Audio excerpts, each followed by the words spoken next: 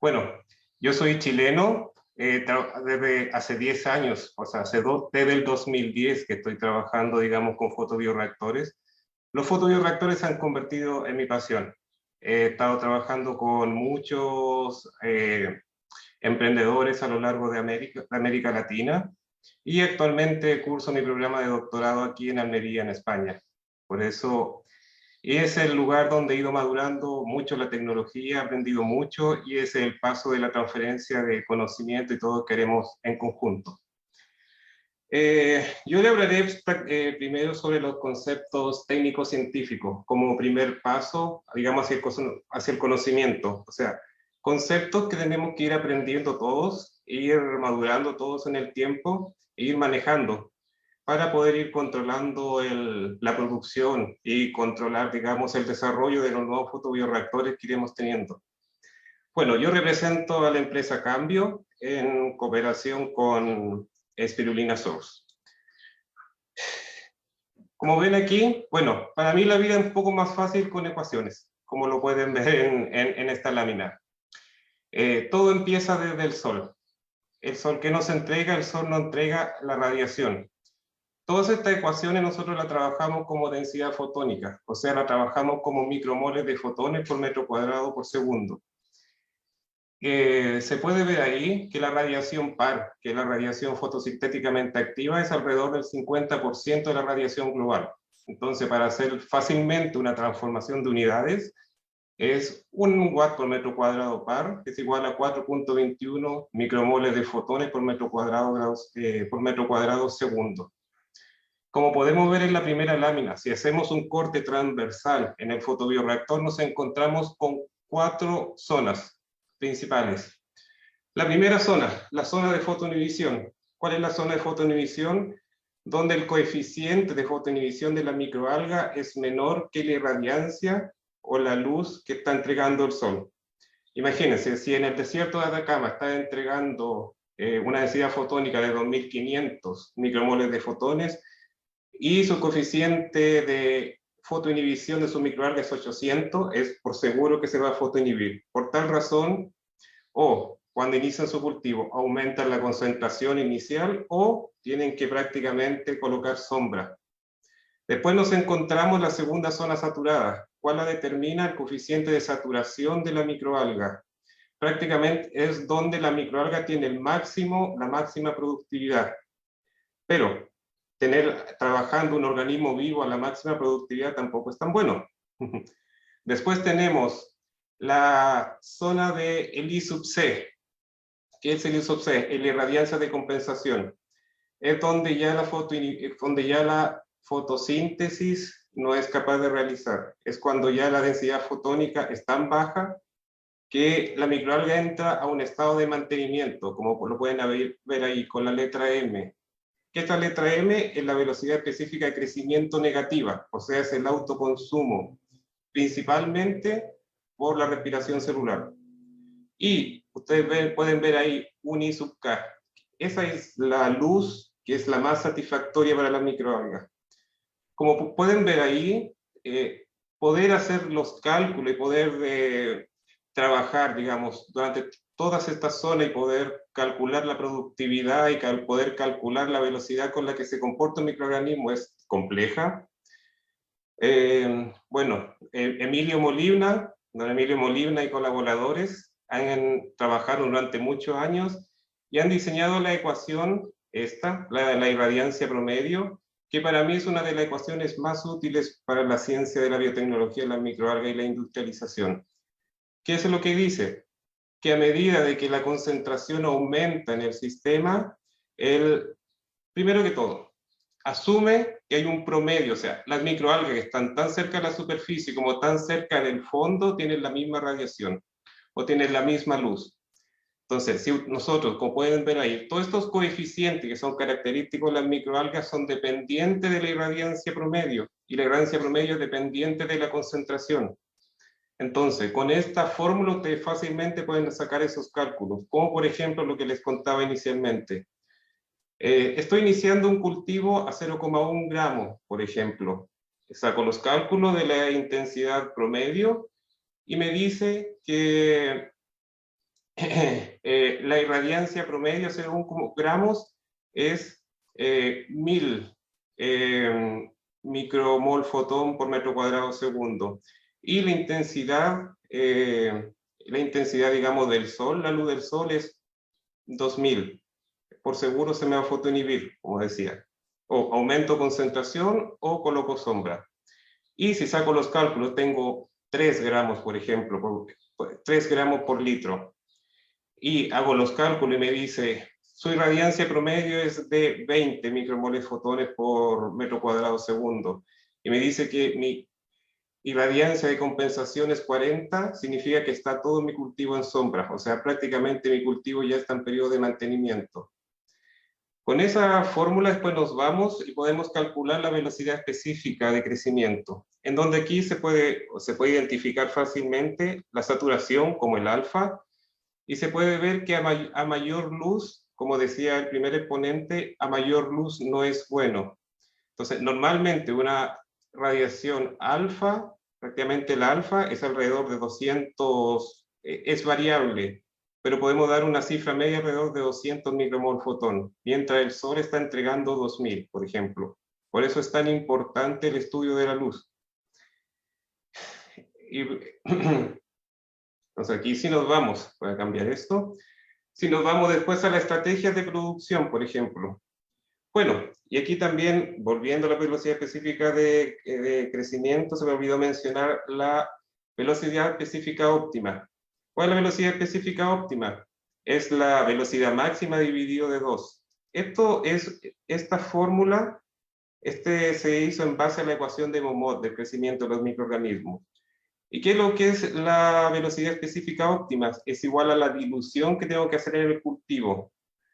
¿Y qué nos indica esa dilución? Es para llegar desde tener una irradiancia de saturación hasta una irradiancia más satisfactoria para la microalga. Después veremos cuál es la utilidad en las estrategias de producción.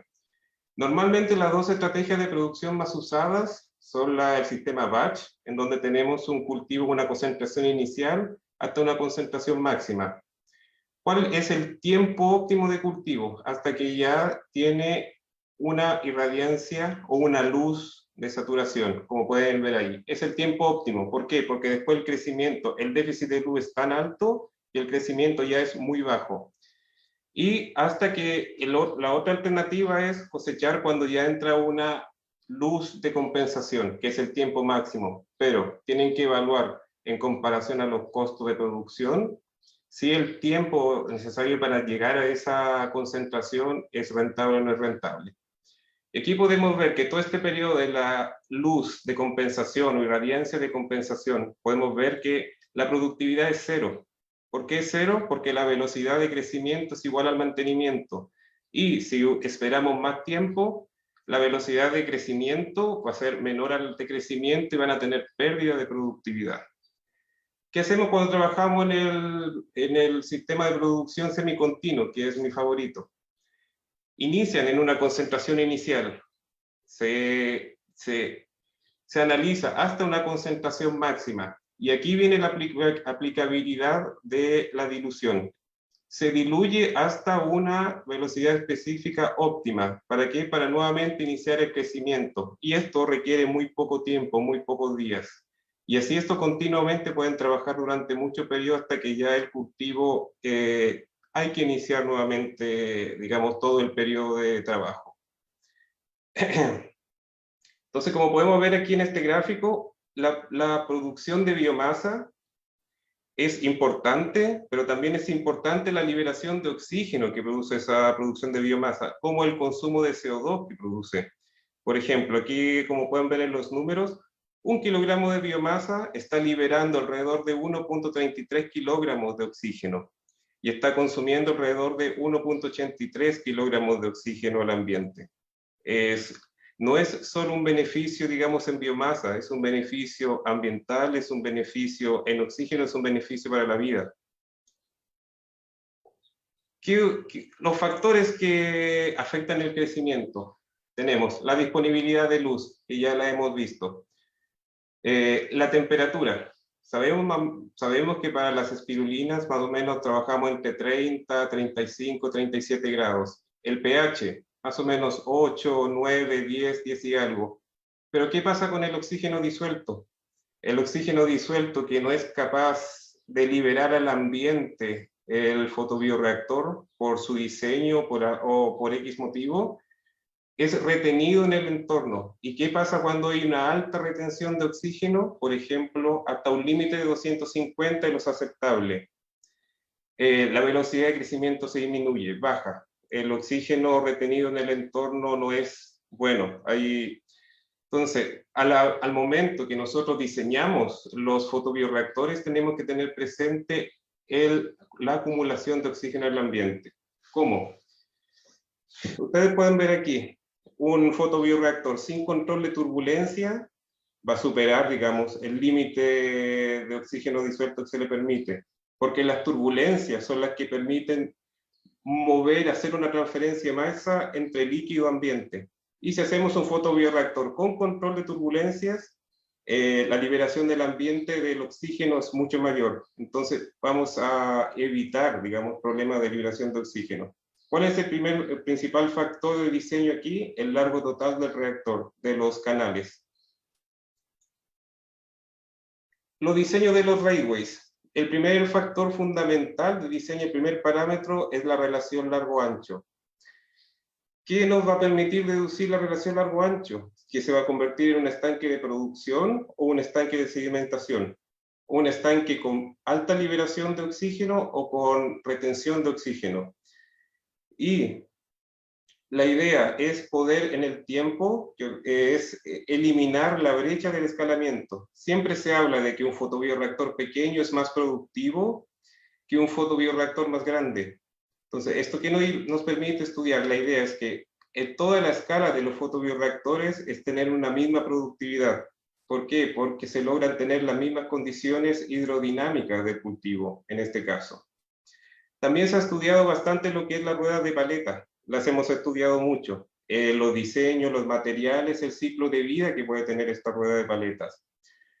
Por ejemplo, como pueden ver en el gráfico, una rueda de palas de 6, de 8 y de 10. ¿Cuáles son las mejores velocidades de trabajo de un fotobioreactor? Superiores a 0,2 metros por segundo. Ese es el parámetro inicial de estudio. Como podemos ver, las ruedas de palas de 6 y de 8 son las que los mejores indicadores tienen.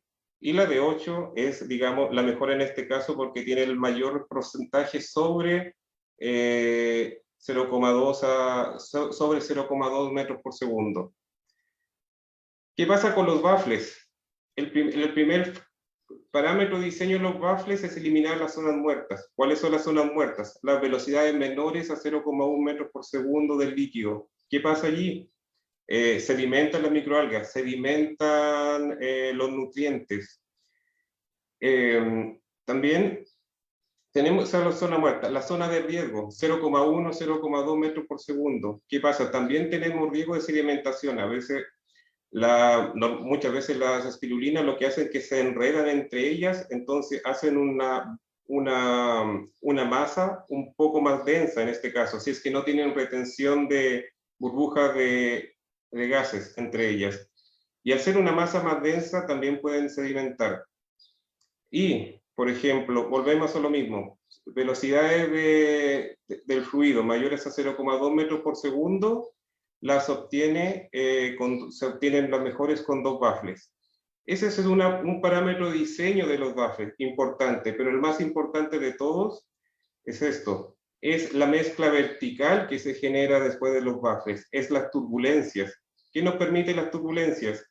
Nos permiten hacer que las partículas que van viajando por el fondo del bioreactor se vayan a la superficie. Hay una renovación vertical del cultivo, al igual con los nutrientes. Como pueden ver aquí en la foto, hicimos unas pruebas con exceso de bicarbonato y aquí se puede ver como en estas zonas, gracias a las aceleraciones tangenciales que se generan ahí, se puede ver que se levanta todo el bicarbonato.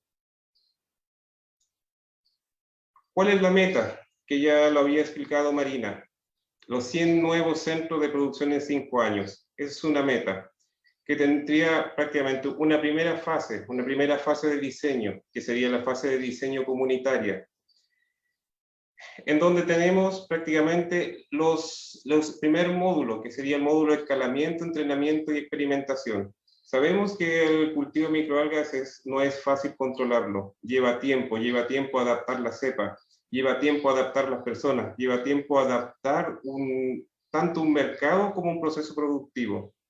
La segunda fase ya es generar los módulos de producción. Los módulos de producción no es más que multiplicar en masa el fotobioreactor más grande, que es el fotobioreactor productivo, como se puede ver en la foto. Y lo ideal final, lo que todos soñamos es ya tener un sistema comercial masivo. Y eso ya requiere más tiempo, pero ya una vez deteniendo el sistema comunitario y el sistema comercial dominado, es solamente seguir replicando los módulos de producción. ¿Cómo lo vamos a aprender? Como digo, tenemos un módulo de escalamiento, entrenamiento y experimentación. Para eso va a estar presente Spirulina Voice. ¿Cuál es la idea? Es que sea una plataforma muy fácil de trabajar, abierta para todos, donde todos puedan explicar sus experiencias mediante videos, mediante textos, como se ven ahí, textos llamativos y simples de entender, donde se puede acercar, digamos, la ciencia a experimentar directamente, digamos, desde los centros de producción, para que todos puedan compartir, digamos, experiencias y poder en conjunto todos crecer y yo aprender también. ¿Alguna referencia sobre los datos que he mostrado? Y el equipo nuevamente de Spirulina Source y Cambio. Muchas gracias.